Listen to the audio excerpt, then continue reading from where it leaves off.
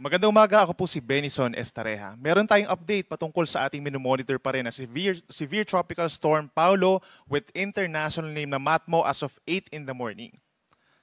As of 7 a.m., may huling namataan ang sentro ni Bagyong Paulo sa coastal waters na po ng bayan ng Dilasag sa may Northern Aurora. Ito ay bahagya pang lumakas from 100 naging 110 kilometers per hour na yung lakas ng hangin nito malapit sa gitna at may gustiness or pagbugso hanggang 150 kilometers per hour at kumikilos west-northwest at bahagyang bumilis at 25 kilometers per hour.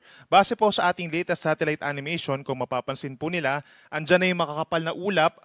Ito associated po dito sa mga kulay orange at kulay pula dito sa ating animation sa malaking bahagi ng Luzon, lalo na dun sa mga posibleng daanan ng bagyo dito sa may Northern Luzon and lalawigan ng Aurora. Habang natitirang bahagi ng Luzon, meron tayong mga kulay dilaw, kulay green, associated po yan sa mga medyo makakapal pa rin na ulap na siya nagdadala ng mga light to moderate rains. But most of those areas na magkakaroon ng malakas talaga ng mga pag-ulan ngayon na posibleng magdulot ng mga baha at landslides, dun pa rin po sa may Northern and Central Luzon. Base naman sa ating latest satellite animation, merong mga kumpul ng ulap dito sa may silangan po ng Visayas, malapit sa ating Philippine boundary pero wala pa namang indikasyon na ito ay magiging isang low pressure area. Base naman po sa latest radar animation po ng Pag-asa dito sa may Baler Radar, inaasahan nga po ang pagtama sa kalupaan ng sentro nitong si Bagyong Paulo, somewhere po dito sa may Northern Aurora, sa may Dilasag, or sa may southern part of Isabela sa may Dinapigue. But most likely knowing po na west-northwest ang pagkilos niya, inaasahan po between 8:30 hanggang alas 10 ng umaga ay sa may Dinapigue, Isabela po ito magla-landfall. And then afterwards, possible na tawirin pa nito simula ngayong umaga hanggang mamayang hapon itong malaking bahagi pa ng Cagayan Valley, Cordillera Region and Ilocos Region at pagsapit ng early evening naman ay nasa may West Philippine Sea na ang bagyo. Kitang-kita din sa ating latest radar animation itong mga associated na malalakas sa mga pag-ulan, mga kulay dilaw at kulay pula. Kaya asahan nga ang mga heavy rainfall warnings and advisories, itataas po natin sa mga susunod na oras. Base naman po sa latest track ng Pag-asa, inaasahan ang kikilos ang bagyo doon sa mga lugar po dito sa may Northern Luzon, posibleng tamaan nung sentro ng bagyo, itong Isabela, Northern Aurora area, and then afterwards, Mountain Province and Ifugao, Northern Benguet, Ilocos Sur and northern portion of La Union hanggang pagsapit po ng hapon or gabi ay nasa may West Philippine Sea na ito at bukas ng madaling araw or umaga ay lalabas na rin ito ng Philippine Area of Responsibility patungo po dito sa may Southern China pa rin. I-consider din po natin yung kabuang lawak ng bagyo sa ngayon. No? Yung northern part ng bagyo nasa 350 kilometers, yung southern part naman nasa 250 kilometers. So bagyang mas malawak yung bagyo dun sa itaas niyang bahagi. So hagip talaga po ng kabuuan ng bagyo ang Northern Luzon, gayon din ang most of Central Luzon, down to Northern Quezon kabilang ang Polillo Islands, at ito rin po sa may northern portion of Bicol Region, dama rin po yung may kalakasang hangin at ulan. In terms of intensity, posibleng severe tropical storm hanggang sa makalabas po ng ating kalupaan itong si Bagyong Paulo. So nasa around 100 to 110 kilometers per hour yung estimated na lakas ng hangin ito na mararamdaman ng ating mga kababayan doon. No? But hindi pa rin natin nirule out. Nalalakas pa ito ng bahagya into 120 kilometers per hour sa mga susunod na oras.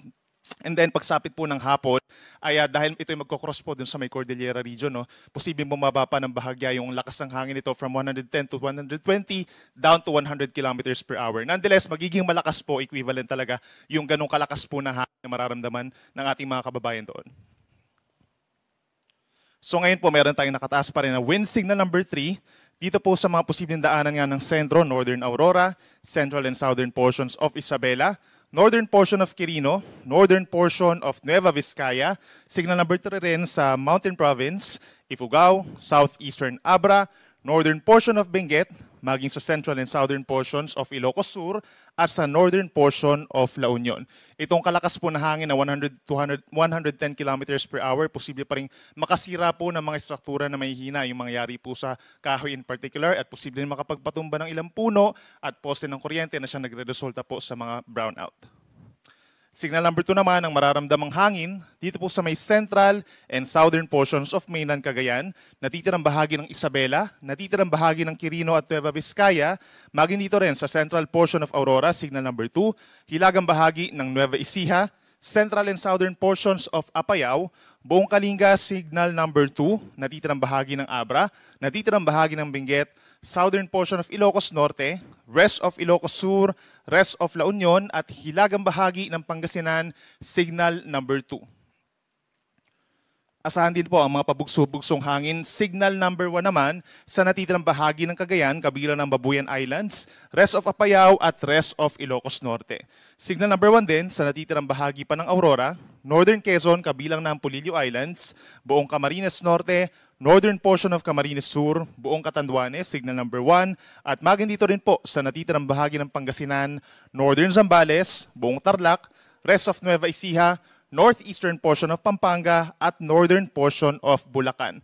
Ang natitirang bahagi ng Luzon, plus parts of Panay Island, northern Samar and eastern Samar, asahan din po yung mga pabugso-bugsong hangin, epekto naman ng outer cloud bands nitong si Bagyong Paulo.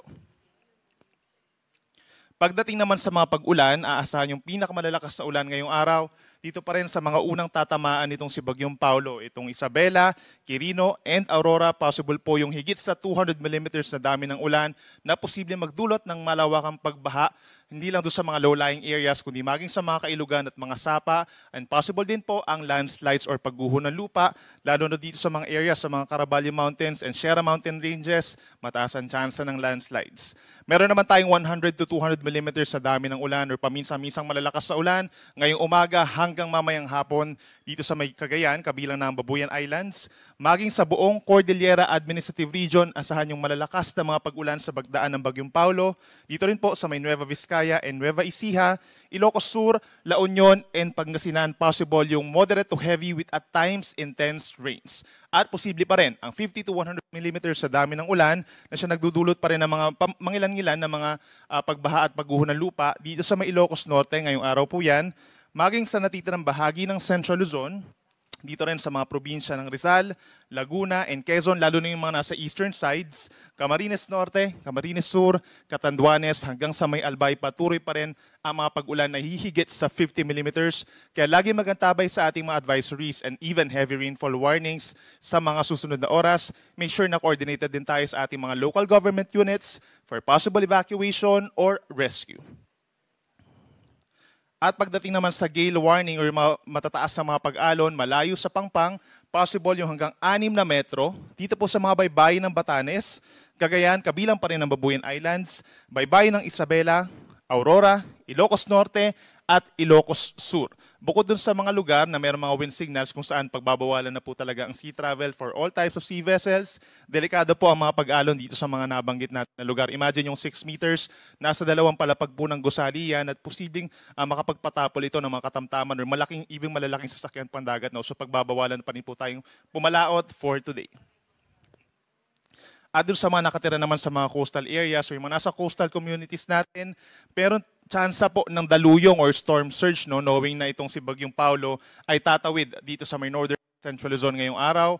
Posible hanggang 3 metrong taas ng daluyong sa northern coast of Ilocos Norte, maging sa may Cagayan, Isabela at hilagang coast ng Aurora.